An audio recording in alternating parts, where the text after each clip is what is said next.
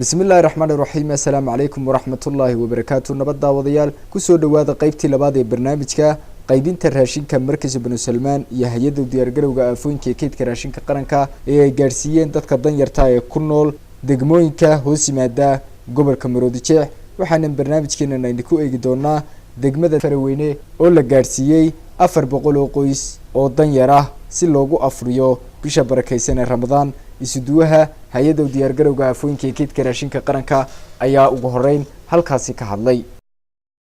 marka hore ilaahay baa mahad leh inuu soo qaboojiyay ee roobkii aynu u oomaneen u baahaneen ilaahaygeena siiyay ee roobka inoo soo ilaahaygaas mahad leh mahadda labaadna waxa leh hay'adda Malik Salmaan lil iqaasa oo nooga timid Saudi Arabia ساو أفريسو 400 qoys baa magaalada degmada Faraweyne ay u sidaan oo qoyskiiba qaadanayo 7 shay oo kala ah sonkor bariis daqiiq timir saliid beans iyo baasto waa 7 shay ayuu qoys walba qaadanaya ilaahay baa mahad leh aad biyo aad baan ugu mahadnaqaynaa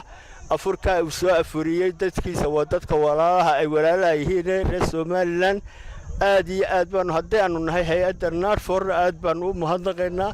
annagoo qaybintii wada hadlayo taakulayntiiba qayb waxaad la ka qaadanay oo nagu soo dhaweeyay halkana gudoomiyaha degmada Faraweyne ku xigeenkiisa xog hay'ihii shacabkii dadkii degmada Faraweyne oo dhan aad iyo aad baan iyagana u salaamayaa aad bay mahadsan yihiin sida nidaamsan iyo waayeelnimo iyo waxgaradnimo ay u qaateen ee isu nidaamiyeen aad iyo aad bay u mahadsan yihiin mar labaad waxaanu aad ugu mahadnaqaynaa Malik Salmaan charity oo caawimadan dadkeena u keentay aad iyo waqtiga u haboona afurisay dadkii aad iyo aad baan ugu mahadnaqaynaa hadaan nahay hay'adda NARFOR gudoomiyaha degmadaasi Faraweyne oo isaguna halkaasi ka hadlay ayaa uga mahadnaqay markaysa banu Salmaan iyo hay'adda aafooyinka keedka raashinka qaranka deeqda raashinka ay soo gaarsiiyeen dadka danyarta ee ku nool degmada Faraweyne ugu horeyn ilaahay baa mahad leh walaalayaal waa ilaahay mahadiya maanta inaynu joogno inagoo halkan oo abaar ahayd aynu shalay ahayd maantana iyadoo rooban aynu joogno mar labaadka waxaanu aad iyo aad ugu mahadnaqaynaa hay'adda Malik Salmaan ee deeqda raashinka iyo qalabka alaabta 7 say ee afurka ka kooban soo gaarsiisay runtii oo ay u baahnaayeen dadka deegaankan aad iyo aad u tacufaa oo 2 sanadood oo isku xiga abaar iyo xoolo la'aan iyo wax badan ay iskugu beereen runtii aad iyo aad baan uga mahadnaqaynaa ilaahayna waxaan uga baryaynaa inuu muxuu ahaayay miisaanka xasanaadka ugu daro waxaanu ka gudoonay weynana soo gaadhay si nabad qabta iyadoo dhameystiran baynu soo gaadhay aad iyo aad baan muxuu ahaayay ugu mahadnaqaynaa waxa kale oo u mahadnaqaynaa wakiilada hawshan ka soo wakiilka ayna soo gaarsiiyay iyagana runtii aad iyo aad baan uga mahadnaqaa sida xilkasnimada leh ee ay noo soo gaarsiiyeen waxa ilaahay mahadiya in dadka aan walaalaha nahay ee aynu in la soo xasuusto oo dadka baahan bisha barakeysan ee Ramadaan kala afuriyo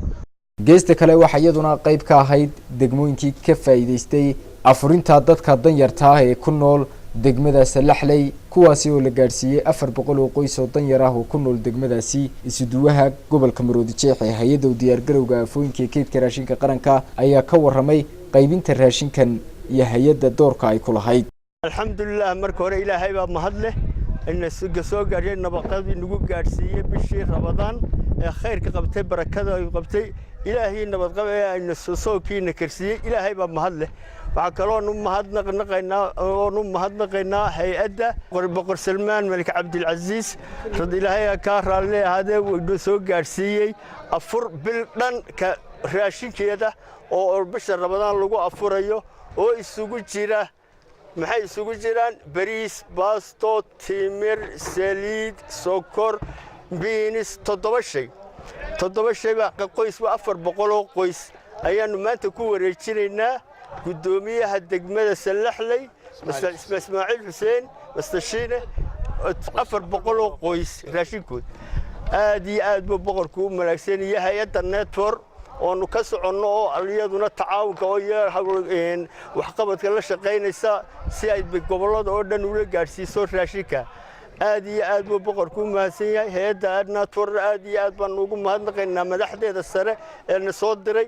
gudoomiyaha degmada Salaxley oo halkaasi ka hadlay ayaa u mahadnaqay deeqdan ay sida wadajirka ah ay u soo gaarsiiyeen markazka Bani Salmaan iyo hay'adda aafooyinka kaydka raashinka qaranku bismillaahir rahmaanir rahiim marka hore ilaahay baan u mahadnaqaynaa subxaanahu wa ta'aala inay karsiiyeen dadkeenii maxaan ku raadayay u soo gurmadno oo ay badhkoodna xoog ku caawiyaan badhkoodna deeqdan u keenaan mar labaad waxaan u mahadnaqaynaa maxaan ku raadayay boqor Salmaan ibn Cabdilcaziz oo maxaan ku raadayay maanta deeq balaaran soo gaarsiiyay Somaliland oo 6 degmo gobolka Maroodijeex ka tirsan maxaan ku raadayay la gaarsiinayo min 400 qoys runtii maanta halkan waxaanu kaga guddoonnay hay'adda Nadfor iyo maxaan ku raadayay isuduwaha gobolka Maroodijeex Yuusuf Daawud iyo wakiilada ka socda Cabdilqaadir iyo ee ka socda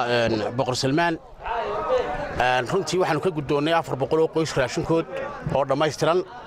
kaasi oo isugu jira noocyada raashinka ee kala duwan ee waliba maxaan ku raadayay nafaqaysan bariis baasto daqiiq timir saliid iyo beans baasto aad iyo aad baan ugu mahadnaqaynaa afur wanaagsan baanu leenahay jazaaka allah baanu leenahay afiya caafimaad ilaahay boqorkana ha ku siiyo intii ka hawlgashay kale maxaan ku raadayna soo gaarsiina waxaanu ilaahay uga baryaynaa insha Allah billahi kariim in miisaanka xasanaadka ilaahay u saaro aad baan idinku mahadnaqaynaa assalaamu calaykum waraxmatullaahi wabarakaatuh degmada Cadaadle ayaa iyaduna qayb ka ahayd degmooyinkii ka faa'iideystay mashruuca afurinta dadka danyarta ah waxaana la gaarsiiyay 400 qoys oo danyar ah oo ku dhaqan degmada Cadaadle waxaana halkaasi ka hadlay isuduwaha hay'adda diyaargarowga aafooyinka kaydka raashinka qaranka isagoona ka warramay doorka ay hay'addu ku lahayd in la soo gaarsiiyo deeqdan dadka danyarta ah ee ku dhaqan degmooyinka hoos yimaada gobolka Maroodijeex marka hore ilaahay baa mahad leh alxamdulillaah rabbil caalamiin in soo gaarsiiyay bishii Ramadaan oo aynu ku soo maanta ay tahay 19 waxaanu joognaa maanta degmada Cadaadley waxaanu wareejinaynaa raashin ka dhan 400 oo qoys oo isugu jira timir bariis baasto sonkor beans saliid 7 shay weeyaan 7 shay baanu maanta wadaan nahay hay'adii samafalka Nadfor hay'adda diyaargarowga aafooyinka iyo kaydka qaranka haddaan Nadfor oo taakulaynayno hay'adda boqor Salmaan Cabdilcaziz oo inoogu soo deeqay dadkan reer Somaliland ee masaakiinta bulshada Ramadaan doonayay inuu la afuriyo degmadan Cadaadle 400 oo qoys afurkood bila oo 7 shay ka buunoos ilaahay ka jazaaysiyo aad baan ugu mahadnaqaynaa boqorka iyo cayladiisa reerda shacabka dadka Sacuudiga gabigoodba aad iyo aad baan ugu mahadnaqaynaa deeqda ay dadka walaalahood la soo gaadheen waqtiga Ramadaanka ee waliba aan roobka aan dhulkii aan xoogga dadku iska tibaalaysan yahay tanna ilaahay idinku ma noqon maysa tii u horeysay waxay noqon doontaa to had iyo jeer istaba socota tii u horeysay iyo to dambe iyo ilaahay idinku way istaba socon doontaa si aan uga filano gacanta weyn ilaahay baa weyn oo gacan weyn boqorku waxaanu ku ogeyn boqorka reer Cabdilcaziz inay gacan weyn yihiin oo gacantoodu ay kariim tahay waxaanu filaynaa inay inta iyo in ka badan ba soo siin doonaan imikana gudoomiyaha Umar Nuur Xuseen waxaan ku wareejinaynaa haddii aanu nahay hay'adii Nadfor ee diyaargarowga aafooyinka iyo kaydka qaranka 400 oo qoys raashinkood ayaanu ku wareejinaynaa gudoomiyaha degmada Cadaadle oo isaguna halkaasi ka hadlay ayaa u mahadnaqay cid kasta oo ka qayb qaadatay sidii loo soo gaarsiin lahaa deeqdan dadka danyarta ah ee ku dhaqan degmooyinka kala duwan ee gobolka Maroodijeex iyo Hawd waxaana hadaladiisii kamid ahaa halkan waxaan ku joognaa annagoo maamulkii degmada Cadaadle waxaanu joognaa tuulayaasha saddexda ah ee Shaarub Balli Qaasin Dabad Shilab iyo 4 kale oo martino ah raashinka 400 qoys ee complete ah ee kaamilka ah ee 7 shay ka kooban ee ina hortaal ee sida qaboweyn macaan dadkii ay u qaybsanayaan u nidaamsan yihiin waa noo keenteen waanu ka gudoomanay aad iyo aad baa u mahadsantihiin waxa ilaahay baa mahad le marka hore marka labaad waxa weeyaan haddii aanad meel ka timi ogeyn waa haddii raashin lagu dhaacun ma cunaysid yahay siiyay baad oranaysaa ilaahay wuxuu inoogu soo dhibay walaaladeenna carbeed ee Sacuudiga ملك سلمان عبد العزيز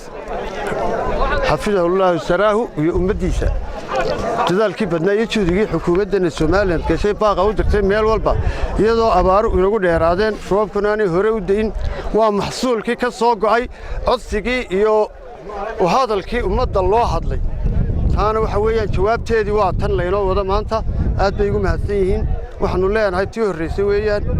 tii u dambaysana insha allah noqon mayso annaguna waxaanu leenahay anoo afkii ku hadlaya degmada iyo dadkanba waa mahadsan tihiin ummadda reer somalilan annagu xoolo dhaqatay dadkan u badan yihiin roobkiina iminka wuu noo bilaabmay ilaahay wuu inoogu wadi xoolaha wixii hadhay caanahooda iyo cadkoodii diyaar baanu lano annaguna cid ka xistiimayne wixii naga liitana waa dadkeennaana waa siinaynaa kuwa wax soo direen dee adduunku waa meerto innaga haddaanayna gaadhin innaga waa sarwad bay nagu jirto dhaqan macdan bay nagu jirto dahab bay nagu jiro xoolaynu leenahay haddaynaan iyaga wax tarin qaar kaloo islaamaynu wax tari doonnaa waanu ugu mahadnaqaynaa waa idinka mahad celinaynaa aad iyo aad ayaa wakhtigiina noo soo horteen iyo jawdigana u gasheen waxaan aad iyo aad bogaadin mar labaad u jeedinayaa gudoomiyaha gobolka Maroodijeex Jaamac Xaaji Axmed Barasaabka oo isna hawshan aad uga la shaqeeyay hay'adda iyo dhigiisa Faysal Ali Sheekh kala shaqeeyay iyo wasaaradda arrimaha gudaha iyo madaxtooye marayay oo maanta aan goob joog ahayn isagana ammaan buu ku mutaysay anigoo ka wakiilo afkiisa ku hadlayay xukuumadda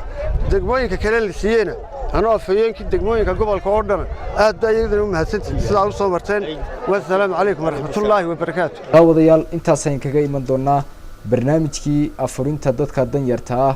ee markas Ibnu Salmaan iyo hay'adda diyaargarowga afoonka keydka raashinka qaranku ay soo gaarsiinayeen degmooyinka kala duwan ee hoos yimaada gobolka Maroodijeex taasi oo dhammayd 2500 qoys intan barnaamijka xigaan ku kulmi doono waa habeyntii iyo soo jeedintii anigoo Xamse Qurbaani dhinaca duubista Cabdi Casiis Cali Nuura tan iyo kulan dambe sidaa iyo nabadgeliyo